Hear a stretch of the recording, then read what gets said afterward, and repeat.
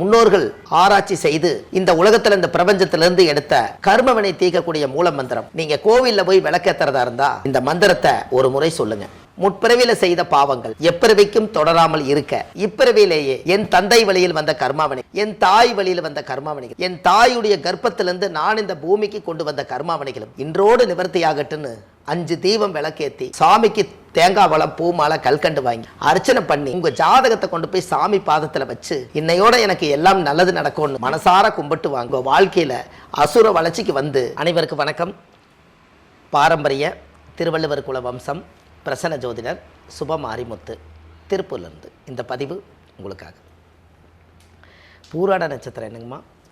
அப்போ 19வது நட்சத்திரம் வந்து மூலம், 20வது நட்சத்திரம் வந்து பூராடம். இந்த பூராட நட்சத்திரத்துக்கு அதிபதியே சுக்கிரன் தான். பிறக்கும் போது சுக்கிர திசையில் தான் பிறப்பாங்க. பாருங்க, சுக்கிர திசை 20 வருஷம், 20வது நட்சத்திரம் கரெக்டாக சுக்கிரன் 20 வருது. என்னங்கம்மா? 20வது நட்சத்திரம் தான் சுக்கிரன். கரெக்டாக பூராட நட்சத்திரத்துக்கு அதிபதியும் சுக்கிரன் தான். அப்போ பிறக்கும் போது அவங்க சுக்கிர திசையில் தான் பிறப்பாங்க.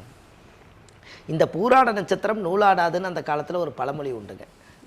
பூராட நட்சத்திரம் நூலாடாதுங்களா அப்படின்னு என்னன்னா, அந்த காலத்தில் வந்து தாலி சரடுக்கு வர நூலை தான் திரித்து தாலியாக கட்டுவாங்க. அந்த நூல் ஆடாது அப்படின்னா அந்த காலத்தில் பழமொழி என்னென்னா, அந்த வீட்டில் யாரோ ஒருத்தர் மாங்கல்யம் இழந்தவங்க இருப்பாங்க அப்படிங்கிறதுக்கு தான் அந்த காலத்தில் பூராட நூலாடாதுன்னு சொன்னாங்க. வயசானவங்க யாராவது ஒருத்தர் இருப்பாங்க, அவர் வீட்டில் அவர் கணவர் இருக்க மாட்டார், ஆனால் பூராட நட்சத்திரக்கார வீட்டை விட்டு அந்த அம்மா போகாது. அப்போ வாழ்நாள் முழுவதுமே அவங்க தாலி இல்லாமையே அந்த காலத்திலேயே அவர் இறந்துட்டாருங்க, அதுக்கப்புறம் நான் இங்கே எதை இருக்கேன் அப்படின்னு அவங்க வாழ்க்கையில் வெறுத்து போய் அந்த ஒரு மாங்கல்யத்தை இழந்தவர்கள் யாரோ ஒருத்தர் ஒரு பெண் இருப்பாங்களாம். அதான் பூராட நட்சத்திரம் நூலாடாது. இது எப்படி எடுத்துக்கிறது அப்படின்னு கேட்டிங்கன்னா, நம்ம குடும்பத்திலேயோ அப்பா வழியோ அம்மா வழியிலையோ யாரோ ஒருத்தர் இந்த பூராட நட்சத்திரக்காரர்களுக்கு நூலாடாதுங்கிற ஒரு தோஷம் இருக்குமா. அப்போ அந்த ஜாதகத்தில் வந்து அந்த பூராட நூலாடாதுன்னு எதுக்குன்னு அப்படின்னு கேட்டால், அந்த காலத்தில் காலச்சக்கரத்துக்கு 9வது ராசியில் தான் பூராட நட்சத்திரம் இருக்குதுங்க. இந்த பூராட நட்சத்திரக்காரு வாழ்க்கையில் போராடிட்டே இருப்பாங்கன்னு சொல்லுவாங்க. இவங்களுக்கு எப்போவுமே பாருங்கள், அது ஏன் போராடிட்டே இருக்கிறாங்கன்னா, பூராட நட்சத்திரம் வந்து தனுசு வீடு. தனுசு வந்து வில்லு அம்பு இருக்குங்களா, அதனால இது எப்பவுமே போராடுறதுக்கு தயாராக இருக்கு. இதைத்தான் அந்த காலத்தில் முன்னோர்கள் இதை சொல்லி வச்சாங்க. இது மக்களுக்கு தெரியல. அது வந்து இன்னும் சொல்ல போனால் கொஞ்சம் உடைச்சு சொன்னால் அது போர்க்கள ராசி. எப்படிங்கம்மா? அங்கே தான் அம்பு வில்லும் இருக்குது. ஆஞ்சநேயரும் போருக்கு போனவர் தான், பூராடமும் போராட்டம் தான், எல்லாமே அங்கே தானே ஒளிஞ்சிருக்குதுங்க. அதனால தான் அந்த வந்து யுத்த ராசி எதுன்னு கேட்டிங்கன்னா, இருக்கிறதுலையே 12 ராசியில் யுத்த கழக ராசி தனுசு. அதனால தான் தனுசு ராசியில் பிறந்தா போராடிட்டே இருப்பாங்க அப்படிங்கிறது. பாருங்கள், இவர் ஆஞ்சநேயர் கல்யாணம் பண்ணலை, போருக்கு போனார், ராமருக்கு வாழ்க்கை கொடுத்தாரு, எல்லாமே செஞ்சு போட்டு அவர் அமைதி ஆயிட்டார். இதே பூராட நட்சத்திரத்தில் அவங்க பிறந்திருக்கனால நூலாடாதுன்னா வாழ்க்கையில் அவசர அவசரமாக போய் வாழுவாங்க, வாழ்க்கையை இழந்துட்டு வந்துடுவாங்க. அப்போது எல்லாம் இருக்குங்க, கணவன் இருப்பார், மனைவி இருக்கும், எல்லாமே இருக்கும். ஆனால் வாழ்கிறது பார்த்திங்கன்னா கொஞ்சம் ஒரு அனுசரித்து, அதாவது வந்து நிம்மதியான வாழ்க்கையிலேருந்து ஒரு பகுதி காலம், முற்காலம் நல்லா இருக்குது, பிற்காலம் சரி இருக்காது, பிற்காலம் நல்லா இருந்தால் முற்காலம் சரி இருக்காது. இது வந்து பூராட நட்சத்திரக்காரர்களுக்கு ஆதி காலத்திலே நட்சத்திர தோஷம் உண்டு. அதனால தான் இந்த பழமொழி சொல்லி வச்சாங்க. இப்போ ஜாதக ரீதியாக பார்த்தீங்கன்னா பூராட நட்சத்திரம் பிறக்கும் போதே சுக்கிர திசையில் பிறந்திருப்பாங்க. அப்போ நினச்சி பாருங்கள், சுக்கிர திசை வந்து 20 வருஷம்னா தாயுடைய கர்ப்பத்தில் 10 வருஷம் இருப்பு. அப்போ 10 வயசுங்கும் போது சுக்கிர திசை போயிடும். அதுக்கு அடுத்து சூரியன் திசைங்க 6 வருஷம். இந்த 6 வருஷம் சூரியன் திசை இருக்கிறனால இந்த 6 வருஷம் இந்த 10 வருஷம் சேர்த்துனா 16 வயசு ஆச்சுங்க. இந்த 16 வயசுங்கும் போது இவங்க குழந்தைகளாக படிக்க வச்சு ஒரு 8வது 10வது +2 முடிச்சுட்டு அடுத்த காலேஜ் போகக்கூடிய காலத்துக்குள்ளேயே இந்த சுக்கிர திசை முடிஞ்சிடும். இந்த சுக்கிர திசை முடிஞ்சு அதுக்கு அடுத்தது சுக்கிர திசையும் சூரிய திசை முடிஞ்சிடும். இந்த சூரிய திசை முடிஞ்சதுக்கப்புறம் சந்திர திசை பிறக்கும். இந்த சந்திரன் யாருன்னு கேட்டிங்கன்னா, சந்திரன் வந்து தாய். அந்த சந்திரனை தாய். இந்த தாயுடைய அம்சம் என்ன அப்படின்னு கேட்டிங்கன்னா, தாய் ஒரு 10 மாதம் குடியிருக்கும். அப்போ இந்த சந்திரன் திசை வந்து ஒரு வாழ்க்கையில் ஒரு பெரிய மாற்றத்தை கொடுக்குறக்காக இந்த 16 ஒரு 10 26ங்கும் போது சந்திர திசை முடியும். அப்போ செவ்வாய் திசையில் இவங்க கல்யாணம் கண்டிப்பாக பண்ணுவார். செவ்வாய் 7 வருஷங்க. அப்போ 25 ஒரு 7 32 வயசுங்கும் போது ஒரு மனிதருக்கு கல்யாணம் ஆகாமல் இருக்காது. ஒரு எப்போவுமே இன்றைக்குள்ள காலகட்டங்களில் ஒரு 25 வயசில் ஒரு பிள்ளை வீட்டில் வச்சுருக்க முடியாது, 25 வயசில் ஒரு பையனை உலகத்தில் வீட்டில் வச்சுருக்க முடியாதுன்னு நினைக்கிற உலகத்தில் 30-32 வயசு வரைக்குமெல்லாம் பொண்ணு பார்க்காம மாப்பிள்ளை பார்க்காம இருக்க மாட்டாங்க. கரெக்டுங்களாம்மா? அப்போ இந்த 32 வயசுக்குள்ளே ஒரு கல்யாணம் முடியுது. அப்போ செவ்வாய் திசையில் கல்யாணம் நடக்குது. ராகு திசை 18 வருஷங்க. அப்போ 32 ஒரு 18 50. சரியாக 50 வயசுங்கும் போது இவருக்கு ராகு திசை முடியுதுங்க. இந்த 32 வயசுலேருந்து ராகு திசை இவருக்கு ஒரு பிரம்மாண்டமான ஒரு வாழ்க்கை, குழந்தைகள், உறவுகள், தொழில், சந்தோஷம், நிம்மதி எல்லாமே இதில் தேடி யோகம். இது எல்லாமே ஜாதகத்தில் அந்த அமைப்பை கொடுத்துரும். அதுக்குண்டான பவர் வந்து ஜாதகத்தில் இருக்குது. அப்போ அதுக்கப்புறம் பார்த்தீங்கன்னா ராகு திசை 50 வயசுக்கு மேலே, குரு திசை 16 வருஷங்க. 50 ஒரு 16 66.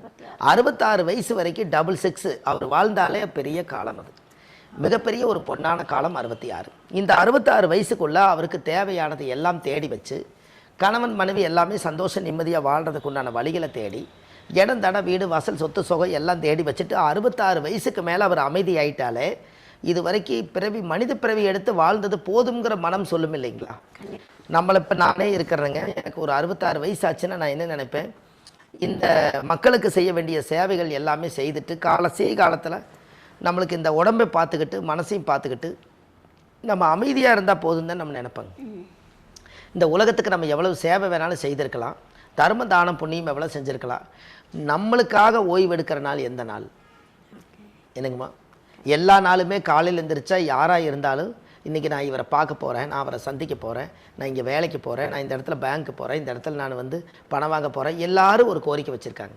அப்போ அதிகாலையில் சூரிய உதயமான எல்லாரும் அவங்கவுங்க காக்கா குருவிகளாட்டா அவங்கவுங்க எப்படி காக்கா குருவி பறந்து இறதேட போகுமோ அதுபோல் மனுஷங்களும் நம்ம வந்து அங்கங்கே பறந்து பறந்து ஒவ்வொரு இடத்த தேடி எல்லாரும் அவங்கவுங்க ஒரு கமிட்மெண்ட்டு வச்சுருக்கோம். கரெக்டு தானுங்கம்மா? இன்றைக்கி இறதேடக்கூடிய காகம் கூட வாயில்லாத ஜீவன் பறந்து தான் ஆகணுங்கிற உலகம் இது. அப்போ மனித பிறவி எடுத்து கண்டிப்பாக நம்ம வந்து இந்த உலகத்துக்கு போகாமல் இருக்க முடியுங்களா? கண்டிப்பாக போய்த்தான் ஆகணும். அப்போ இந்த வாழ்க்கையில் என்னைக்கு ஓய்வு எடுத்து ஒரு மரத்தடியில் நம்ம எப்படி உட்கார முடியும்? நம்ம ஓய்வு இருக்கணும் இல்லைங்களா? அப்போ இந்த ஓய்வு காலம் எப்போன்னு நம்ம தெரிஞ்சிட்டா அது வரைக்கும் பாடுபட்டுட்டு அதுக்கு மேலே எல்லா கடமையும் முடிச்சுட்டு ஓய்வு எடுக்கலாங்கிற எண்ணம் நம்மளுக்கு உதயமாயிரும் இல்லைங்களா? கண்டிப்பாக. என்னங்கம்மா, நான் நிறையா சொல்லியிருக்கேங்க. பணம் 10 செய்யும், அதை பத்திரமா வைத்திருந்தால் புண்ணியமும் செய்யும். பணம் யாருக்கு வேணாலும் வரலாங்க, அதை நீங்கள் புண்ணிய காரியத்துக்காக பொறுமையாக வச்சுருந்தா அது புண்ணியம் செய்து அது பல மடங்கு வளருமா. அதை பணம் 10 செய்யும், அதை பத்திரமா வைத்திருந்தால் புண்ணியமும் செய்யும். அந்த புண்ணியத்துக்கு என்ன சொல்லியிருக்கேன்? புண்ணியம் செய்வதற்கே புண்ணியம் செய்திருக்க வேண்டும். என்னங்கம்மா? புண்ணியம் செய்வதற்கே புண்ணியம். ஆமாம். தர்மங்கள் செய்ய செய்ய கர்மங்கள் குறையுமா? தீர்வுன்னு எந்த புத்தகத்திலையும் இல்லை. என்னங்கம்மா? தர்மங்கள் செஞ்சால் கொஞ்சம் குறைக்கலாமா? நம்ம தாத்தா பாட்டி முப்பாட்டம் கொள்ளுப்பாட்டம் என்ன பாவ கர்மாவை தேடி வச்சாரோ அந்த பாவ கர்மாவை எல்லாம் தேடி வச்சதா அவங்க காலத்தில் அது கழிக்காமல் அவங்க காலம் முடிஞ்சது போயிட்டாங்க. மிச்சம் இருக்கிற கர்மா நம்ம தலையில் உட்காந்துக்குது. நம்மளும் கொஞ்சம் குறைச்சிக்கிட்டு வாழ்ந்துட்டு போகும்போது புனித ஆத்மாவை போக சொல்லி இந்த நவீனமான உலகத்தில் புண்ணியத்தை தேடுங்கன்னு அந்த காலத்தில் சொல்லுது. அதுதான் புண்ணிய உலகம் இது. அப்போ இந்த ஜாதகத்தில் வந்து இப்போ எத்தனை சித்தர்கள், முனிவர்கள், ரிஷிமார்கள், யோகிகள், மகான்கள் எல்லாம் இருக்காங்க.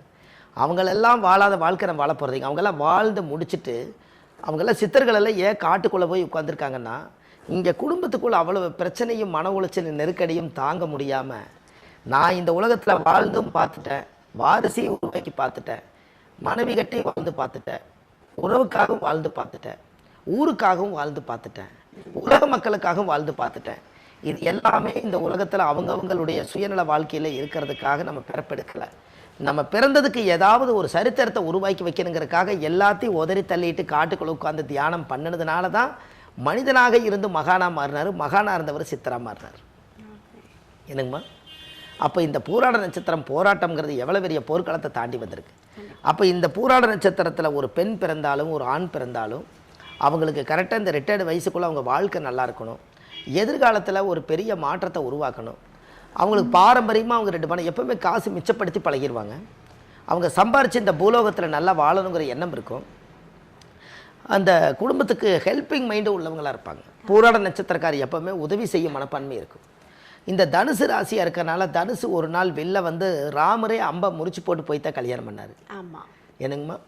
இந்த அரக்கன் வேலை இனிமேல் எனக்கு வேண்டாம் அப்படின்னு. அப்போ ஒரு நாள் போராட்டம் ஒரு நாள் நிற்கத்தானே போதுங்க. அப்போ கண்டிப்பாக அவங்களுக்கு முற்காலம் சரியில்லைன்னா பிற்காலம் நல்லாயிருக்கும், பிற்காலம் சரியில்லைன்னா முற்காலம் நல்லாயிருக்கும். எப்பவுமே கடவுள் 100 வருஷம் 120 வருஷம் ரெண்டாக பிரித்து வச்சிட்டாருங்க. 60 வருஷம் வரைக்கும் வாழ்க்கை இருக்குது. இந்த 60 வயசில் ஜாதகத்துக்குள்ள எல்லாம் கலந்ததான் கலவையாக இருக்கும் பாருங்க வாழ்க்கை. எல்லாருடைய மனிதர்களையும் நீங்கள் சந்தித்து வந்துடுவீங்க பாருங்கள். உங்கள் உறவுன்னு எடுத்துகிட்டா உங்களுக்கு தாய் உலகில் எங்கேயோ ஒரு இடத்துல சந்தித்து அவங்கள நம்ம அந்த மைண்டில் ஏற்றுக்கலாமா ஏற்றுக்க வேண்டாமா, பிரச்சனை பண்ண வேண்டாமா, உறவாக எடுத்துக்கலாமா, எப்படி எடுத்துக்கலாம், எல்லாமே தெரிஞ்சிருப்பாருங்களேன்.